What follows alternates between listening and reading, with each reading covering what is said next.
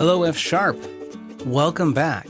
We are continuing our journey of optimizing this topological sort.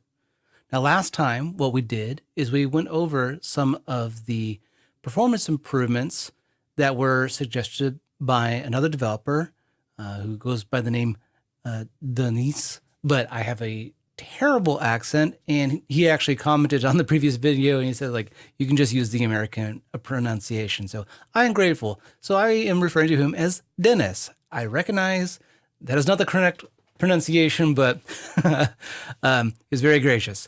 So last time what we did is we looked at that code and we saw that it got us from what we had before of sorting 1,000 graphs in 600 microseconds.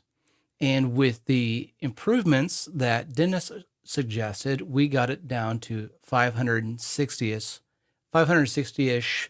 microseconds. So that's fantastic. We still haven't quite met our goal.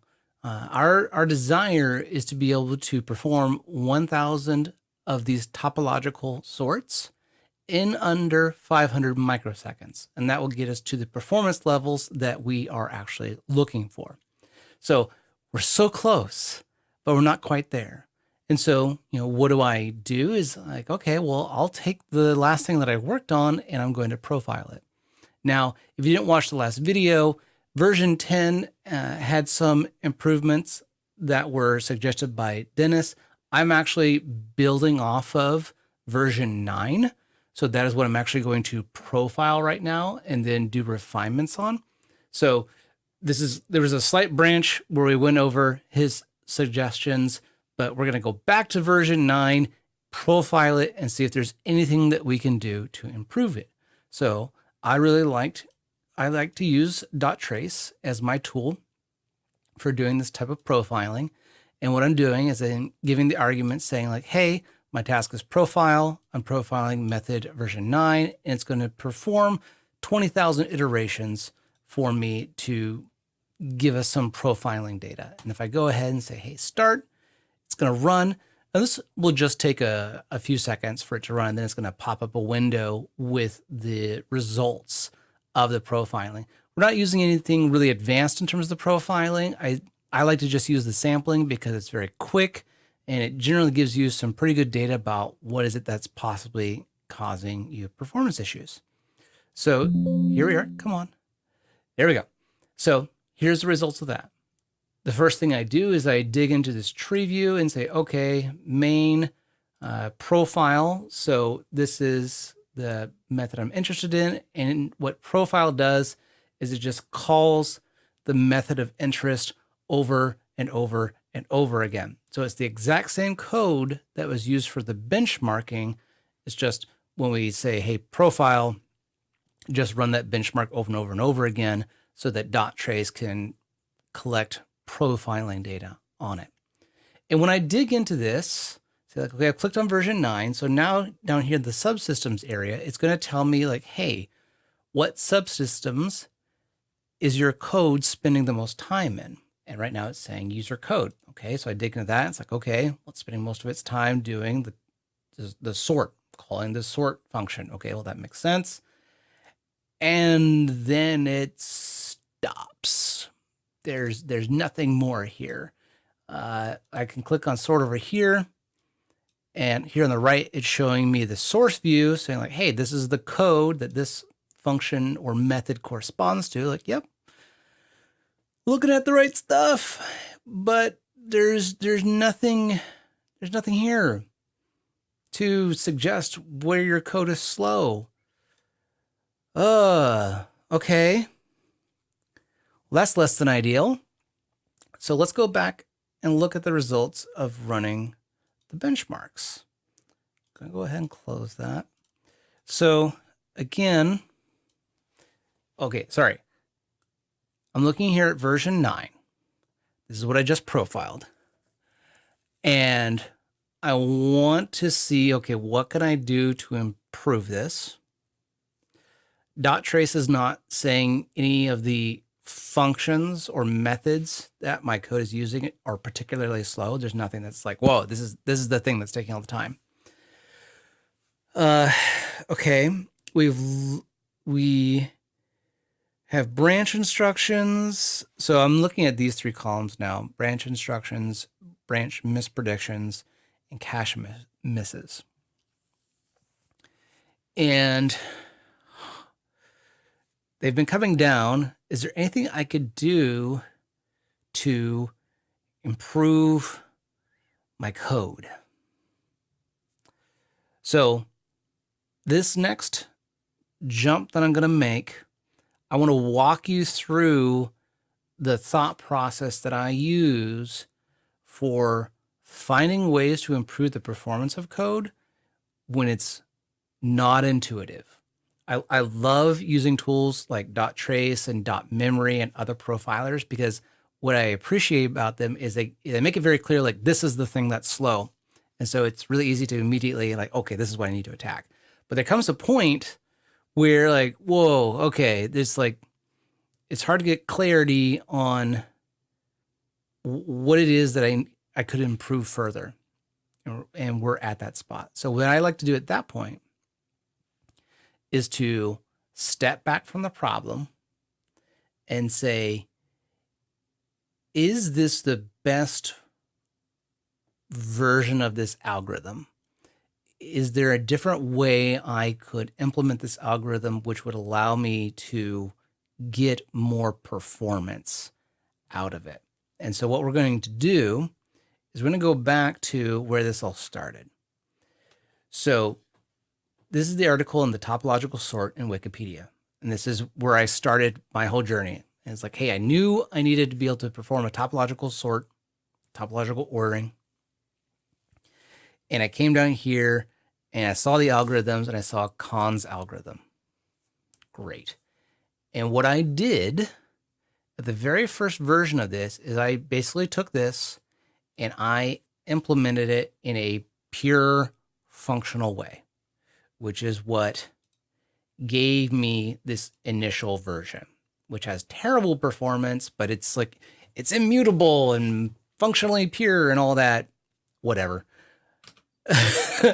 And then from there, from that version, what we've been doing is using better data structures, using better data layout, basically just engineering the algorithm to be a faster version of the algorithm. Like it has essentially stayed the exact same algorithm. We're just been swapping pieces out. Like, hey, okay, instead of using a F# map, we're going to use a dictionary. Instead of a dictionary, we're going to use an array. And so it's swapping pieces out to make the algorithm faster, while structurally the algorithm has not changed. And so when I get to the end of my ability to kind of swap things out and use better data structures, use better data layout, I then have to step back and say, okay, is there a better algorithm or a better version of this algorithm? And, you know, the lines here are murky. So, but I'm trying to give you kind of the mental loops that I go through to try to process this. So now I'm at the point where I'm looking at this algorithm.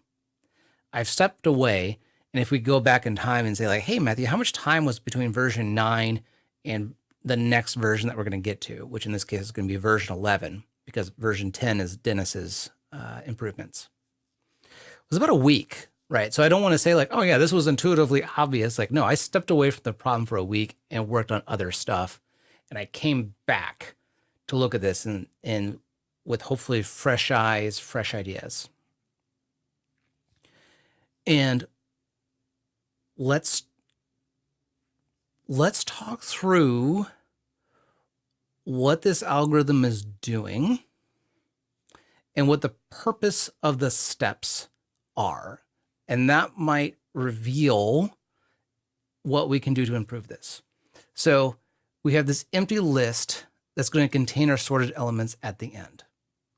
And in our code, that's now an array. The set of all nodes with no incoming edges.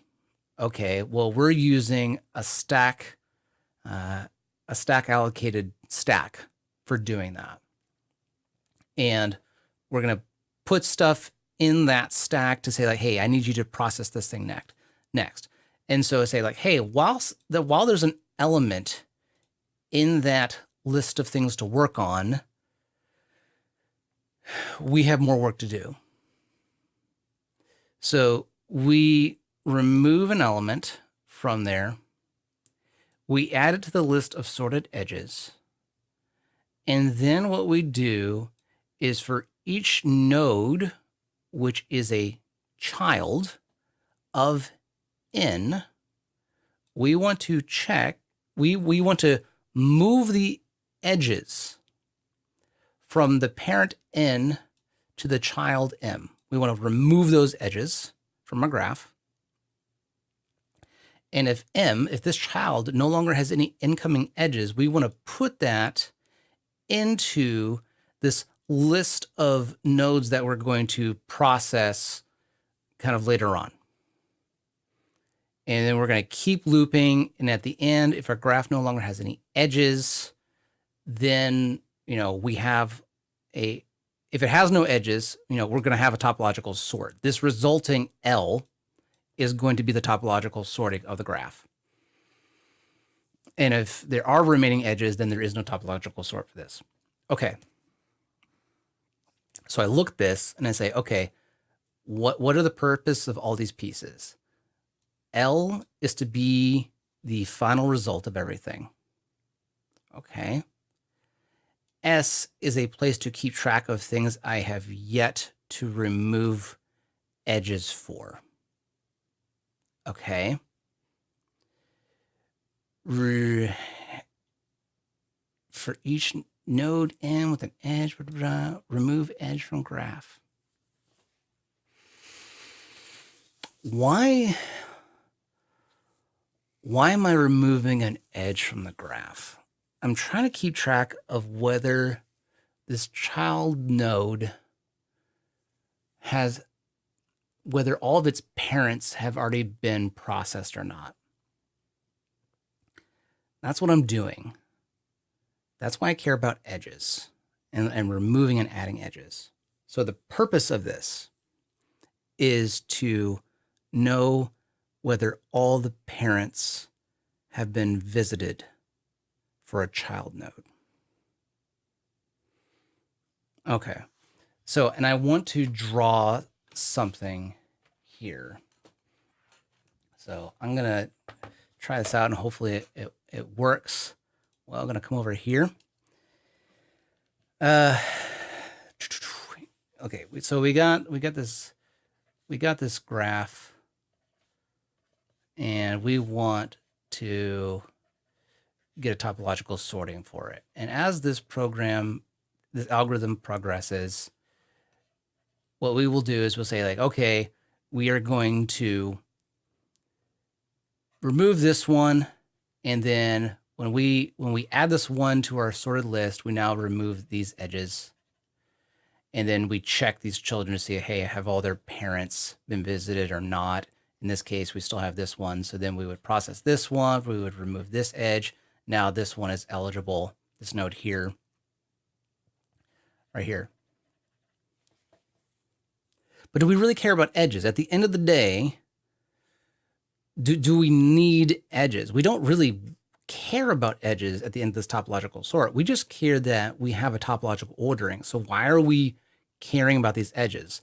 We care about the edges so that we know about, have all the parents been visited before we visit a child? Is there another way to do that that's more efficient? That's the question we're going to get at. We need to know whether we have visited all the parents of a given child. Right now we're using edges to do that. Edges are being tracked using an edge tracker, which is a bit array. Do we actually need to keep track of edges at all? Could we instead just keep track of how many, so for a given node, I'm going to redraw this, right? So I have N1, N2, N3, 3. My apologies if my handwriting is difficult. I'm getting used to kind of drawing with this pad here, so I'm doing my best. So your patience is appreciated. So if we look at these, we say, hey, for N1, how many incoming edges does it have? So this node right here, it has 0. N2 has 0 incoming. I'm going to use that for my zeros. N3 has 2 incoming edges. So I'm going to say put 2 here. N4 has 2 incoming edges. N5 has 1 incoming edge. N6 has 2 incoming edges. Now, these 2 are going to be the seed for S. These are going to be the initial values that go in there, and so they will be the first things processed. Okay, so we're going to process them, and then what about when we process N1? What we would do is we would remove these edges here and here. What if instead of doing that, we decrement these numbers here?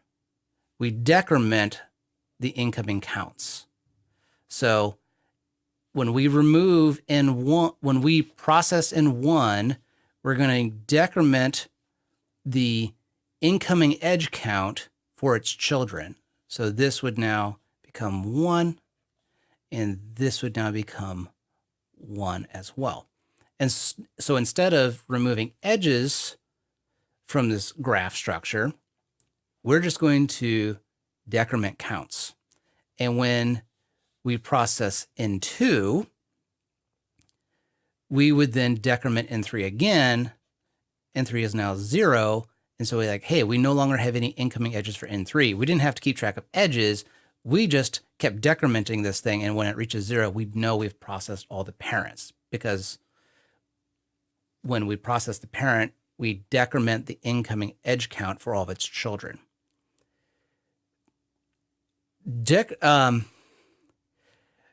I propose that this will be faster than using a bit set and adding and removing edges from it. Because like for a bit set operation, like if we look at that collection, it's having to like go to a value and performing several instructions to like check for a particular bit being set or not. This is just decrementing an int, which is a single instruction for an x86 CPU.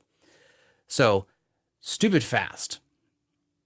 Well, let's look at what this version of this code would look like. So I'm going to go back to here. I'm going to go to version 11.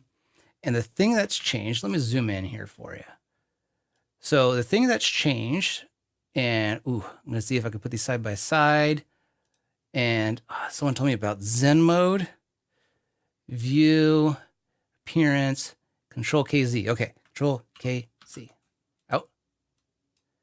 Control KZ. Oh, I should get rid of these later. But we got them side by side. So version 9 on the left, version 11 on the right with our updates. And so instead of using this remaining edges as an edge tracker collection, which if we look at what that is, it's just this custom bit array that we've created. Instead of doing this, what we're going to do is we're going to stack alloc a span. We're going to stack alloc some values, and we are going to keep track of, hey, how many, like we're just going to keep track of like how many remaining edges are incoming for this node. And we initialize that with, hey, like the initial totals for the graph. We initialize it. Let me come back here. We initialize it with these values here, saying like, hey, N1 is 0, N2 is 0, N3 has 2 incoming. So we just give it like, hey, how many parents do you have initially? And then as we process, we will decrement. And so I'm going to go ahead and close this so we can just look at this.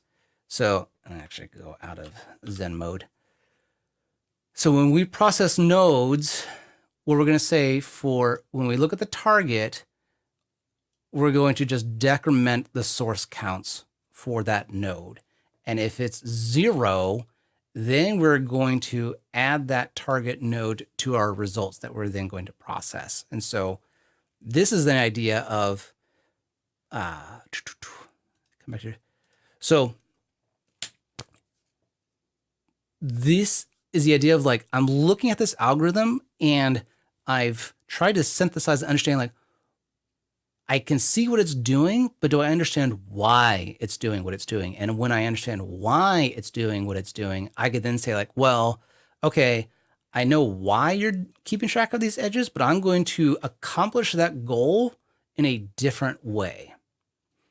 And so when I run this version of the code, I get a time of 351 microseconds to process 1,000 of these graphs. So from 611 microseconds down to 351 microseconds. So a massive speed up improvement at this point, which is kind of ridiculous.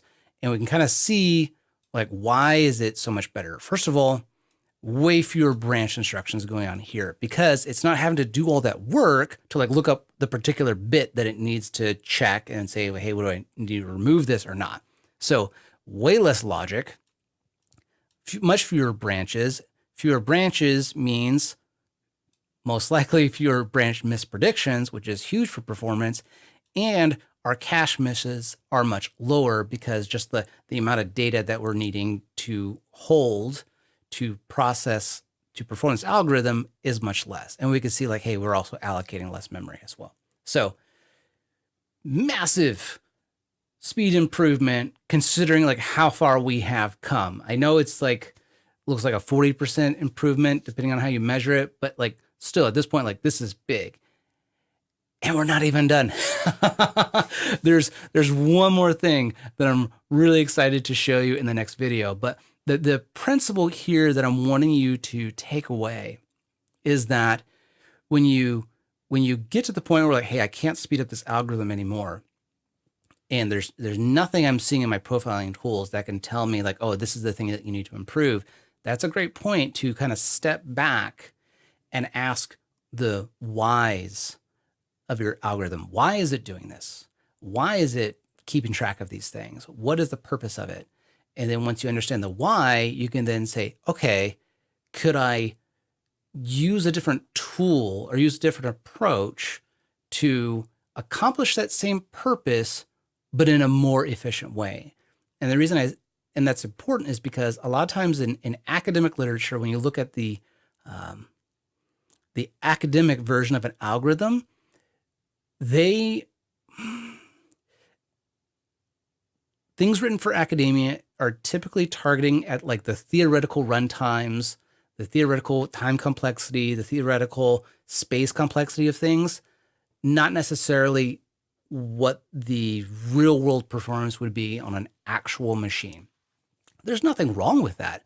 It's just, it's then our responsibility as developers and engineers to take that and then translate it to real world code. And we might have to make some adjustments in how it's being done. So I hope you found this interesting. For me, that was a really exciting thing to work on, and I'm really excited to show you what the next thing is, because like we're going to take this even farther. I know we've like crossed the finish line. We are now below 500 microseconds, but there's one more thing that I saw and I'm like, oh my gosh, this is so exciting. So we're going to talk about branchless programming next time and the performance improvements that it could bring. So thank you very much for spending some time with me. I really appreciate it. I hope this was helpful. If there are things that you would like me to unpack or go into, please send me a message. Feel free to send me an email. I'm also in the F# Slack. Love chatting with people, love helping. Thank you very much, and you have a wonderful day. Bye-bye.